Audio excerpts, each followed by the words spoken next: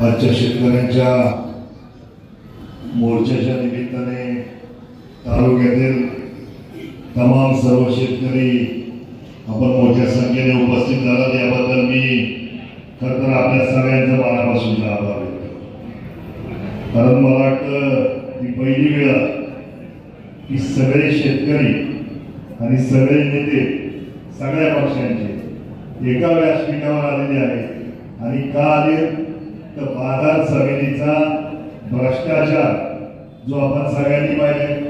मी जास्ती बोलणार नाही कारण खोला प्रत्येकाला माहिती काय झाले कसे पैसे खाल्ले गेले आणि कोणत्या पद्धतीने पैसे खाल्ले।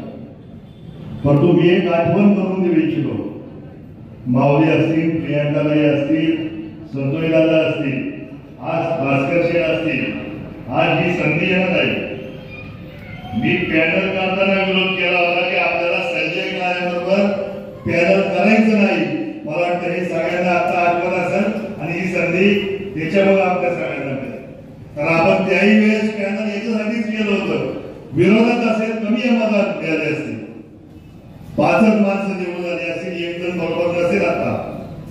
परंतु त्यावेळेस जे पॅनल केलं होतं त्याही वेळेस हाच विषय होता की संजय गायकवाडची जी कार्यपद्धती आहे त्याला विरोध केला पाहिजे। आणि मला वाटतं त्यावेळेस सुद्धा आपण सगळे मंडळी एकत्र येऊन पॅनल तयार केलं होतं। आज तुमच्या सगळ्या चारही मंडळींना मी मनापासूनचे धन्यवाद देतो। धन्यवाद पत्रकार मंडळींना सुद्धा देतो, कारण पत्रकार मंडळींनी हा विषय लावून धरला, संचालक मंडळातील या 4 लोकांनी हा विषय लावून धरला आणि म्हणून खरं ह्या विषयाला वाचा फुटली आणि ह्या विषयावर जनजागृती होऊन आज आक्रोश मोर्चा निघतो।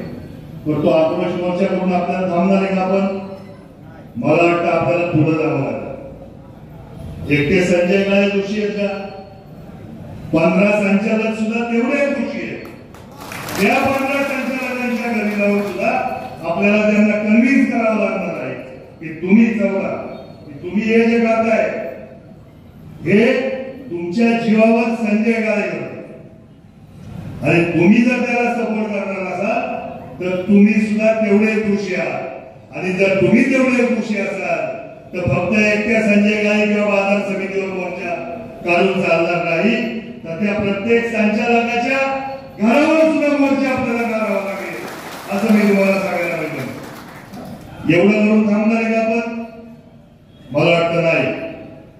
तर जे बाजार समितीला मतदान करतात त्या सोसायटीचे नेते सगळ्यांच्या घरावर आले का आपल्याला? जे नसतील त्यांचे ठराव आले पाहिजे, ज्या ग्रामपंचायतीचे ठराव नसतील त्या ग्रामपंचायतीचे ठराव घेतले पाहिजे की जेणेकरून तालुका हा एक संघ आहे आणि या गोष्टीला 100% कारण मतदार तुम्ही आम्ही आहोत ना, बरोबर ना? सर्वसामान्य शेतकऱ्याला मतदानाचा अधिकार जरी असला, आज तो जरी मोठ्या संख्येने असला तरी सुद्धा ही नैतिक जबाबदारी सगळ्या सोसायट्यांनी आणि सगळ्या ग्रामपंचायतींनी स्वीकारली पाहिजे। आणि मला वाटतं ते ठराव आपण सगळ्यांनी लवकरात लवकर करू। एवढं करून थांबून चालेल का? कारण दादा ही पहिली स्टेप झाली, हे जोपर्यंत तुम्ही ते विषय करीला जात नाही तोपर्यंत अशाच पद्धतीने आपल्याला काम करावं लागणार आहे।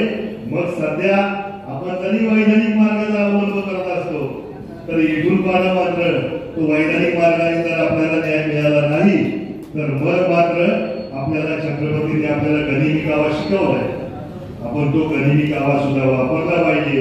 कारण साम दाम दंड भेद या उक्तीप्रमाणे जे योग्य असेल त्या पद्धतीने काम केलं पाहिजे। या डाल्याला आम्ही सगळे शिवसेना परिवार असेल हा सगळा 100% आपल्या बरोबर असणार आहे। आपण सांगाल ती पूर्व दिशा, आपण सांगाल ती भूमिका घेऊन आपल्या सगळ्यांच्या खांद्याला खांदा लावून आम्ही सगळी मंडळी बरोबर असणार आहे। हा शब्द आपल्या सगळ्यांना देतो थांबतो। जय हिंद, जय